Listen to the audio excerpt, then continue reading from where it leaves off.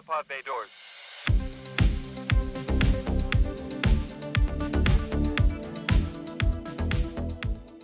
Greetings and welcome to another exciting episode of The Cinematic Travelers. I am your intrepid movie exploring host, Chris, and on this episode I'm flying solo, so that must mean I am reviewing a new or at least newish movie. This time I'm going to review one I found on Amazon Prime entitled The Wrecking Crew, to let you know if this is worth your time, as that is a precious commodity. So precious that I'm not going to waste your time. So let's go ahead and talk about The Wrecking Crew.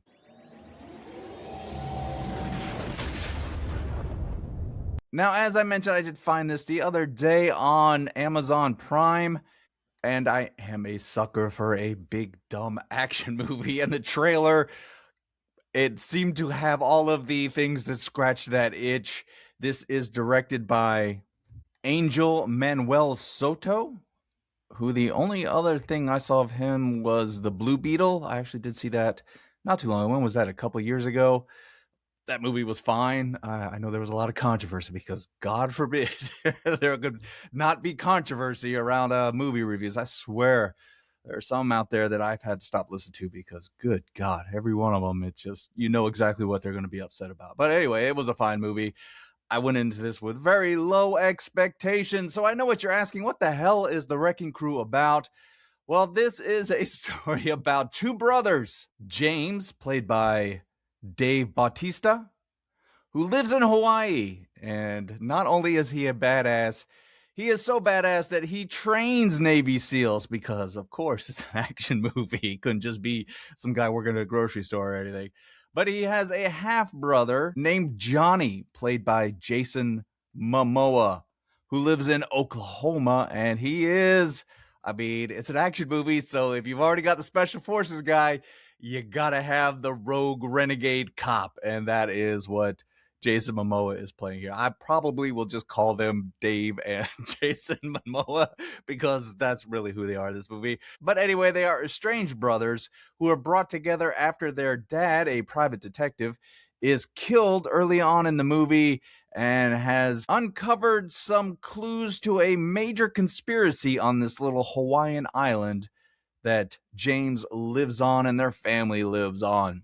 Johnny rushes out to Hawaii. The two don't get along. They butt heads, of course. It's an action comedy, buddy comedy kind of thing. So one of them, Dave, what did I say his name was? James. He is the straight-laced military guy. And then you've got Jason Momoa, who is the cool dude bro. And all of their family members get involved as they try to solve the mystery of who killed their father. And giant explosions and gunshots and fistfights ensue. And as we watch all of this mayhem, we are left to wonder who will kill these brothers first. The bad guys, the Yakuza, or each other?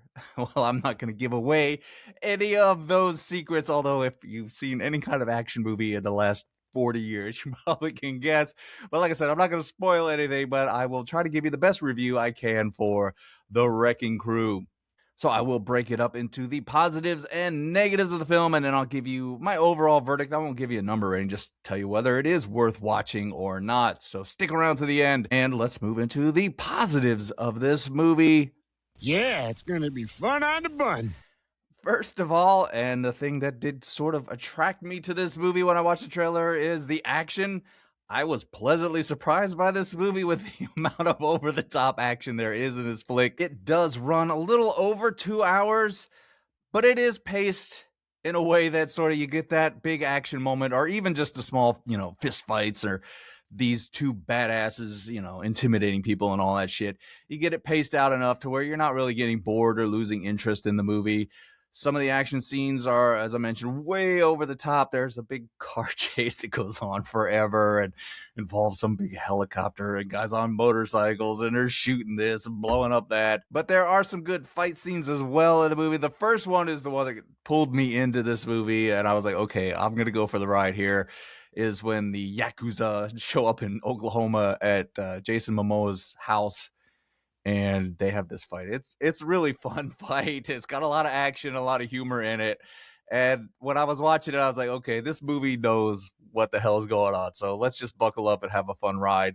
Yeah, again, you get the fist fights. You get fist fights between brothers, and they're fighting all these. And you get the shootout at the end when they confront the bad guy. And there's a hallway scene that mimics Old Boy, because anything to reference that movie to make me a little uncomfortable. Because if you've seen the original version of Old Boy, the Korean, I think it's Korean version, yeah, the end of that movie will fuck you up. Fortunately, this movie doesn't do that. But yeah, they do copy a few action scenes here or there. But really, like I said, it's paced out well enough to where, the movie kind of, it's like a roller coaster. You go on one loop and then it slows down a little bit and then you're back to the next loop. And it kind of moves along at a good enough pace to keep you interested.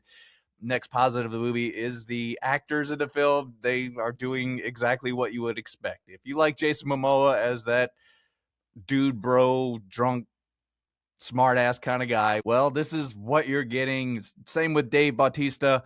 Although I will say, Dave, I like Dave because he does try.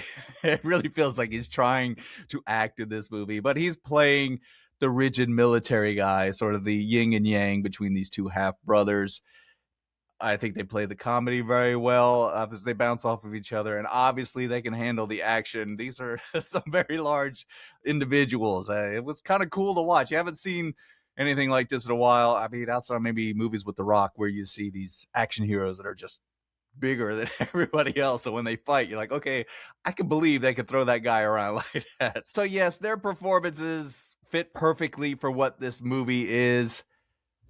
I mean, obviously they're not winning the Oscars for it, but as I mentioned, if you like these two actors and what they've done in the past, then you're getting exactly that. I was pleasantly surprised by the supporting cast in this movie.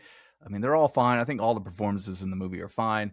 But you get a few sci-fi, comic book, nerd fandom actors that show up in this movie. You get Tamora Morrison, who played Jango Fett in the prequel trilogy, as well as Boba Fett. You get Jacob Batalon has a small part in this. He plays Ned in the Spider-Man movies, the Marvel Spider-Man movies. The beautiful Morena Baccarin, she shows up in a few scenes. Of course, we all love her from Firefly and Serenity and all that. Stephen Root shows up for a couple of scenes as of course, the police captain who's angry about everything.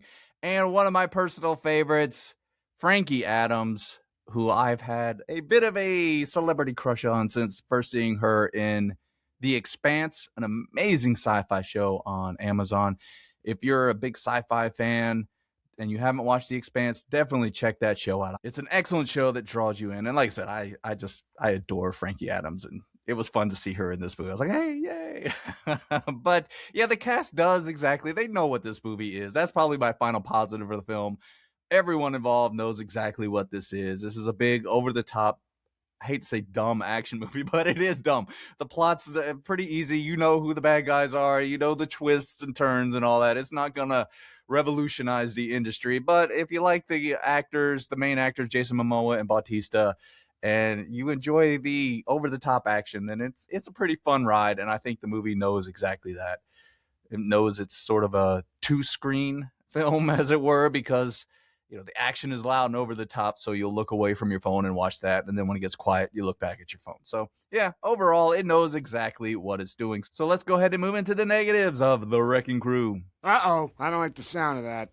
And I'll be brief here, because like I said, this movie knows what it is. So it's really hard to be that critical of the movie. I don't want to be like, oh my God, this isn't Citizen Kane or anything. It goes on a bit too long. Yeah, that over 2 hour mark on an action movie.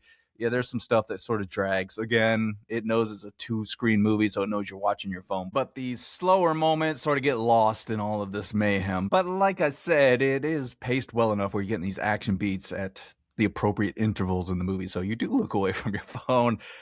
Really, my only other negative for this movie is, as I mentioned, it knows what it is. It's not trying to reinvent the genre here, but yeah, God, it is about as cliche as an action movie could possibly be. I mentioned the leading characters. One of them, of course, has to be the Special Forces guy. He's such a badass. He trains the badass Special Forces guys. And then you got the renegade cop. And as I mentioned, you got Stephen Root as the police captain who's always angry. And you got the villains who are just the villains that you know. And the Yakuza show up for some reason. None of it makes any kind of sense. And it's like they just took every action cliche and put it into the blender and blended it up. You know, they ride their motorcycles around because they're badasses and fist fight guys and all this stuff. And bullets never hit them, but they can shoot everybody with every kind of gun out there. I think there's one point where I think it's the hallway scene with Batista where he walks around the corner and he has a gun and the guys he fights, they don't. But he puts his gun away and I'm like, come on. In real life, well, I mean, in real life, you wouldn't get that far anyway, because I mean, they basically demolished this whole island by the time they get to the end. But if you turn the corner and there's 10 guys, 15 guys standing in front of you, if you got a gun, you're going to unload on those guys. But anyway, yeah, it's very cliche and it doesn't really try to push the envelope in that direction. So it's, you know, that's kind of a negative, I guess. I mean, like I said, I don't want to be too harsh on this movie because overall, I enjoyed it. If you couldn't tell, I thought it was a fun ride. I was not expecting it to be that good, to be honest with you. That first fight scene with Jason Momoa, though, I was like, okay, all right, I know what we're doing here. The director knows what we're doing here, and the cast knows what we're doing here. So let's just have some fun with it. I don't think it's a waste of your time if you like big, dumb action movies. I'll tell you, if I saw this in a movie theater, I probably would recommend going to see it. It really is that fun. Something you can put on in the background. Like I said, when the action starts, it's so loud and over the top, it'll draw your attention and you'll watch the movie. But I think it's fun all the way through.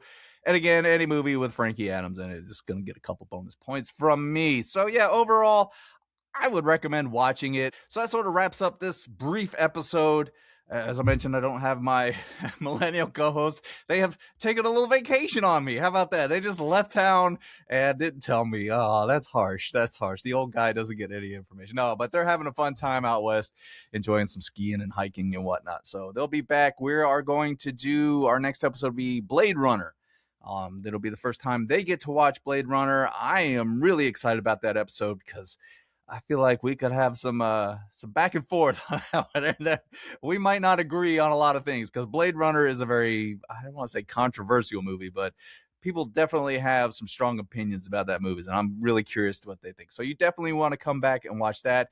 Best way to do that is to subscribe to the show. Follow us on Instagram at Cinematic Travelers Pod. Like I said, subscribe on YouTube, like, and all that fun stuff. Give us comments. Did you see The Wrecking Crew? What did you think about it? Is it a big, dumb, fun action movie, or did you just hate it and despise it? I'm really curious what other people think about that. So let me know. Really, really brief. I will let you know we are trying a few different things. We're new at this, in case you couldn't tell. We are not professionals. We really shouldn't be behind a camera or a microphone, but we're having fun with it. So bear with us as we try different things from here on out. Now, before I go, I just want to thank you for taking the time out of your day to listen or watch the show. I tell everyone I know that we've got the smartest and sexiest audience in all the podcaster, YouTuber universe, and you never fail to live up to those high standards. And as you are traveling around on this blue and green ball, bouncing through the cosmos, I need you to do one thing for me. Go out there and do that voodoo that you do so well. All right, show's over. I'm tired.